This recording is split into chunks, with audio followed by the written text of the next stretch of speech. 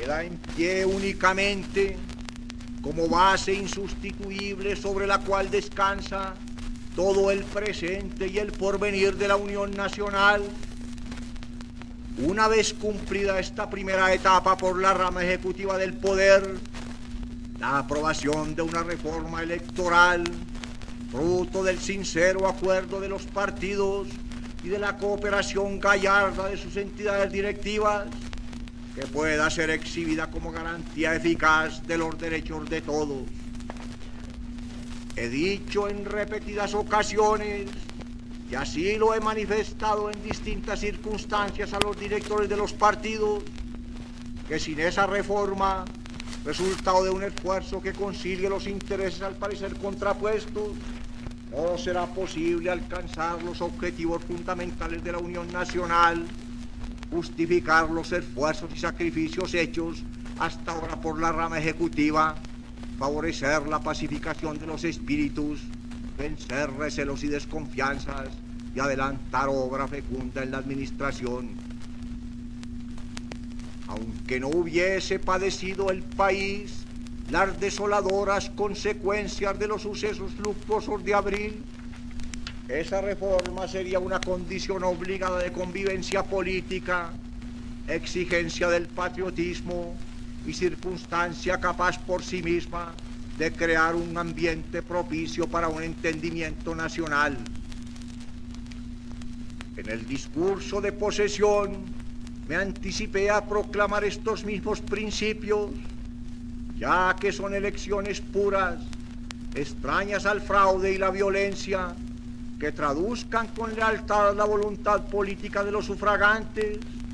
las que dan a las instituciones su claro perfil democrático y las que testifican el grado de honestidad y de cultura de los regímenes republicanos. Es preciso proclamar de la manera más enfática, dije en aquel documento, que el pleno derecho del sufragio no descansa simplemente en la libertad para depositar un voto en las urnas, acto que corresponde garantizar a la rama ejecutiva del poder, sino que forma también parte esencialísima del proceso electoral, la completa cedulación de los ciudadanos y la eliminación de toda posibilidad de que alguien ejercite el sufragio en condiciones irregulares por no tener la edad requerida o por el uso de la múltiple cedulación. Mientras ocurran hechos de esta índole, no podemos hablar sinceramente de un sufragio libre y puro. En otro párrafo de ese mismo discurso agregué: un sufragio exento de coacción por parte de las autoridades encargadas de garantizar su pureza, de violencia multitudinaria y de fraude urdido por corporaciones electorales, deberá ser la aspiración constante de todos los buenos ciudadanos y el resultado de un clima de mutuo respeto entre los partidos que acabe con los odios sectarios. Se explica así el sostenido interés que he tomado en coadyuvar con todo empeño a un acercamiento entre las directivas políticas para acordar y expedir una ley electoral que, por la eficacia de sus fórmulas,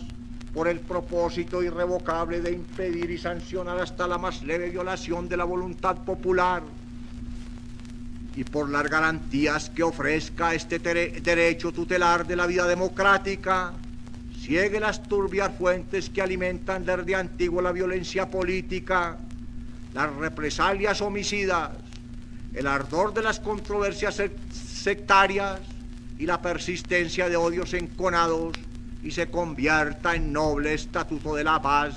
y en símbolo de nuestra cultura cívica. Los colombianos estamos de acuerdo en que el carácter democrático de las instituciones y la razón de ser de los regímenes republicanos radica en el hecho de que todos y cada uno de los ciudadanos del país se sientan rodeados de las garantías indispensables para el ejercicio del sufragio y en la certeza inconmovible de que los resultados corresponderán con rigurosa exactitud al pensamiento expresado en esos votos. Esta es, y no otra, la diferencia esencial entre un régimen autoritario y absolutista, entre una dictadura personal, de casta privilegiada o de bando político, y una democracia de hombres libres y de ciudadanos respetables y respetados. Si cada generación parece providencialmente destinada a cumplir una misión específica en la trayectoria histórico-política de los pueblos, que se manifiesta por las mejoras que realiza en los distintos campos de la actividad material, de la cultura o del derecho, no es exagerado decir que después de haber sorteado dificultades sin cuento, la obra encomendada a los partidos colombianos y que debe convertirse en preocupación invariable de los que gobiernan, es en esta hora decisiva la de ofrecer a las generaciones presentes y futuras una reforma electoral que corrija las deficiencias que se advierten, cierre los caminos del privilegio y de la arbitrariedad, clausure de modo definitivo los senderos por donde discurre el fraude como inseparable compañero de la violencia política.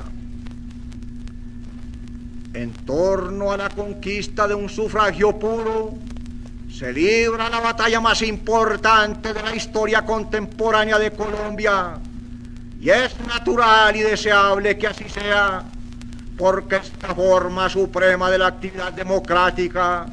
bien puede ser calificada de la defensa de los débiles, ya que guarda en sus entrañas la simiente de la justicia y es el único instrumento que permite, cuando se ejerce en condiciones de honestidad republicana, saber a ciencia cierta qué quieren los pueblos, cuáles son sus aspiraciones auténticas, en dónde termina el límite de sus justos anhelos y de sus derechos esenciales. Tan fuerte es este sentimiento de justicia política que todavía los colombianos recuerdan con emoción y con orgullo el acto patriótico cumplido en 1932, cuando el Partido Conservador, siendo mayoría en el Parlamento de ese entonces, renunció a ventajas en la organización electoral para conceder a su adversario condiciones de igualdad capaces de garantizar la más severa imparcialidad en el sufragio.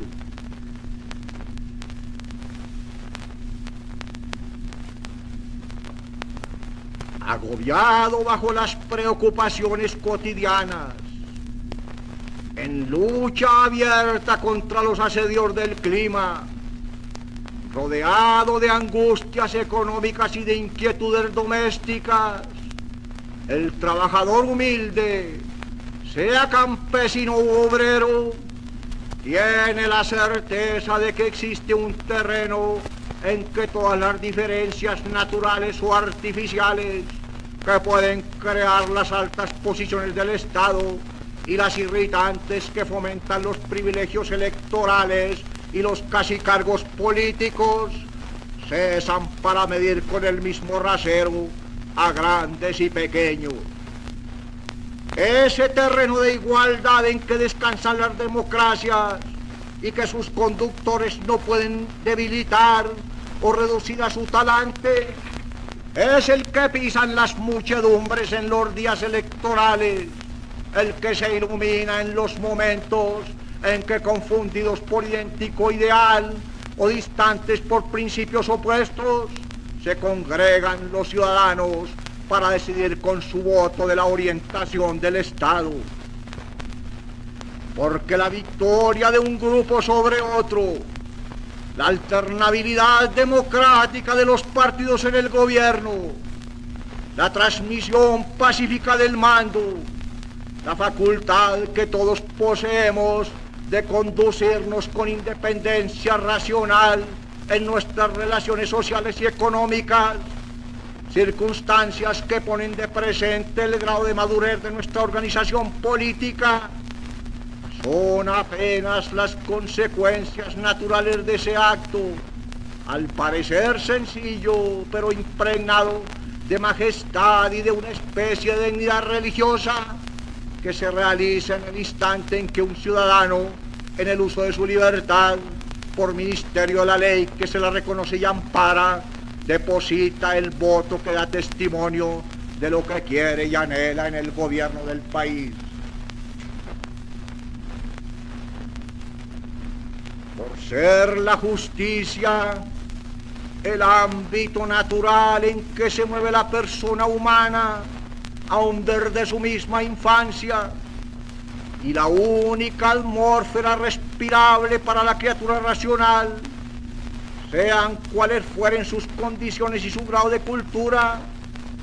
los agravios que se infieren en este campo son los más graves que pueden consumarse. Acepta el hombre de buen grado la pobreza de los medios. Pasa a menudo por alto las adversas condiciones en que se desenvuelve su existencia. Sobrelleva con ánimo estoico las alternativas de la lucha en todos los campos en que aplica sus energías, pero siente que algo se rompe en su pecho, que algo flaquea y se derrumba cuando es conculcada la justicia, ya porque se le niegue su derecho, ya porque se le sustituya o suplante en cualquier forma, ya porque alguien abuse en condiciones ventajosas de ese mismo derecho en beneficio propio y en detrimento ajeno. De allí que en su defensa sea capaz de llegar a los mayores extremos y no haya sacrificios, por desproporcionados que ellos sean, que no se atreva a desafiar en guarda de ese bien inestimable. La violencia que muestran nuestras luchas políticas y que en vísperas electorales llega a fronteras que desazoran y conturban, puede explicarse también fuera de otros motivos por esa crisis de la confianza que se patentiza en el temor de que la verdad electoral no sea respetada, o en que ventajas indebidas o privilegios inaceptables o condenables artimañas terminen por hacer irrito el derecho del sufragio. De la violencia de las palabras se pasa a la violencia física, como ya lo han apuntado compatriotas de mucha significación intelectual y política, y entre ellos uno que ocupa posición destacada por sus dotes de temprano hombre de Estado, por la prudencia que guió sus decisiones de mandatario y por la republicana energía con que supo orientar a la nación en momentos decisivos. Aludo al expresidente Lleras Camargo, muchos de cuyos conceptos he tenido ocasión de invocar, porque coinciden en este aspecto con lo que siempre he pensado y traducen esa línea común de acuerdo en que suelen encontrarse los hombres de bien, aun de distinta afiliación política, cuando están alentados por idéntica aspiración patriótica. Al establecer la relación entre el fraude electoral y la violencia, dijo así este eminente ciudadano en su carácter de primer mandatario de la nación y en vísperas del último debate presidencial: ¿por qué se pide a las gentes sencillas de la nación que vayan a dar votaciones resueltas a sacrificarse? Porque todavía se desconfía de las elecciones y por lo tanto está sin resolver aún el más grave problema colombiano, cuya única solución es un procedimiento electoral de tal manera invulnerable a la farsa y a la adulteración,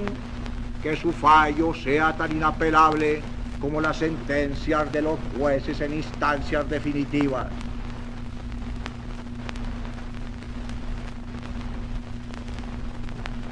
Persuadido de la verdad de estos conceptos, no he conocido fatiga en el propósito de que se lleve a cabo esa reforma electoral como obra de un acuerdo sincero de los partidos, ya que por excelente que fuera tal reforma, por ceñidas que estuviesen sus cláusulas a un rígido concepto de la realidad política, cuenta más en la obra de la pacificación espiritual, fortalece en mejor forma la actividad de los gobiernos y da más alto testimonio de nuestra cultura y nuestra solidaridad el que nazca de esa concordia de las inteligencias, aparezca como el resultado lógico de la convicción que todos los grupos opinantes del país, representados por sus directivas legítimas, abrigan de que es ella la base inconmovible de nuestra organización democrática.